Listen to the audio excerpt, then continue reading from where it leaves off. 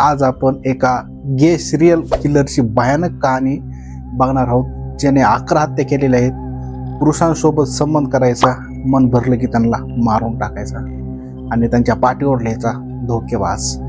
याचीच आपण संपूर्ण कहाणी बघणार आहोत आणि ही ॲक्च्युअली रिअलमध्ये घडलेली कहाणी आहे। आत्महत्या करणाऱ्या आणि सहजासहजी पकडल्या जाणाऱ्या सिरियल किलर्सबद्दल तुम्ही ऐकलेच असेल, पण असा एक सिरियल किलर आहे जो फसवणूक करणाऱ्यांना मारतो। एक विचित्र सिरियल किलर जो पीडितेला मारल्यानंतर पीडितेच्या पायांना स्पर्श करून माफी मागतो आणि पाठीवर धोकेबाज असं लिहायचा। राम स्वरूप असे या सिरियल किलरचे नाव आहे। याचे वय 33 वर्षे आहे। पोलिसांना मिळालेल्या त्याच्या छायाचित्रामध्ये फक्त त्याचा चेहरा दिसत आहे, पण आकार स्त्रीसारखा आहे। खरं तर दिवसा रामाचे रूप पुरुषाचे तर रात्रीचे रामाचे स्वरूप स्त्रीचे दिसते। त्याचे हे छायाचित्र पंजाब पोलिसांनी जारी केलेल्या एका केसमधील आहे। कॅमेऱ्यात आपल्या गुन्ह्याची कबुली देणाऱ्या राम स्वरूपने आतापर्यंत 11 खुनाची कबुली दिलेली आहे, पण नंतर तो स्वतः म्हणतो की त्याची स्मरणशक्ती कमकुवत आहे, बाकी कोण आठवत नाहीत। याचा अर्थ तो एक विसराळू सिरियल किलर आहे, ज्याला मृतदेह मोजणे आठवत नाही।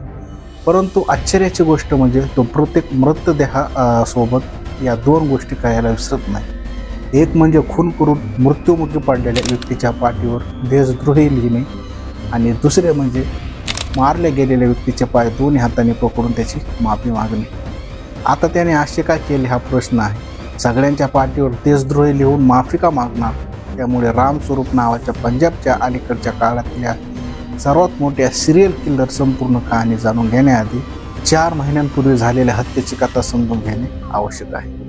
किरतपूर साहिबमधील गड मोटा टोल प्लाझाजवळ चहाची टपरी चालवणाऱ्या 37 वर्षीय व्यक्तीची याच वर्षी 18 ऑगस्टला हत्या करण्यात आली होती। हत्येनंतर मारेकराने मक्तूलचा मोबाईलही सोबत नेला होता। नंतर या मोबाईलच्या मदतीने पोलीस एका व्यक्तीपर्यंत पोहोचले। त्यानंतर हा मोबाईल दुसऱ्या व्यक्तीने त्याला विकल्याच्या समोर आले। त्याच व्यक्तीच्या वर्णनाच्या आधारे पंजाब पोलिसांनी रेखाचित्र त्याचं तयार केलं। वास्तविक प्रत्यक्षदर्शीने सांगितले होते की फोन विकणारी व्यक्ती पुरुष होती, पण त्याने हुबेहूब स्त्रीसारखे कपडे घातले होते। या स्केचच्या आधारे अखेर पोलिसांनी राम स्वरूपला गाठून त्याला अटक केली। पंजाब पोलिसांनी एका खुनाच्या गुन्ह्याची उकल केली, पण नंतर राम स्वरूप हळूहळू तोंड उघडू लागला। पंजाबचा नवा सिरियल किलर त्याच्या समोर उभा होता। राम स्वरूप सिरियल किलर कसा बनला? रात्र होताच तो स्त्रीच्या वेशात काय यायचा आणि त्याच्या हातून मृत पावलेले लोक कोण होते? तर कहाणी अशी आहे की राम स्वरूप समलैंगिक होता आणि यासोबतच तो एक प्रकारे सेक्स वर्करही होता। त्यामुळे सहसा रात्रीच्या वेळी तो बाईसारखा पहिराव करून तोंडावर बुरखा घालून ग्राहकांच्या शोधात रस्त्यावर उतरत असे। आतापर्यंत ठीक होते, मात्र जेव्हा ग्राहकांशी पैशावरून भांडण व्हायचे तेव्हा तो मुफलरीने त्यांचा गाळ आवळून खून करायचा आणि पैशावरून असे भांडण अनेकदा झाले आहे। पंजाब पोलिसांच्या म्हणण्यानुसार राम स्वरूपची गुन्हा करण्याची पद्धत अतिशय सोपी होती। तो समलैंगिक असल्याने तो रात्रीच भक्ष्याच्या शोधात बाहेर पडत असे। जेव्हा त्याने कोणत्याही गुन्हा केला तेव्हा तो सहसा दारूच्या नशेत असायचा।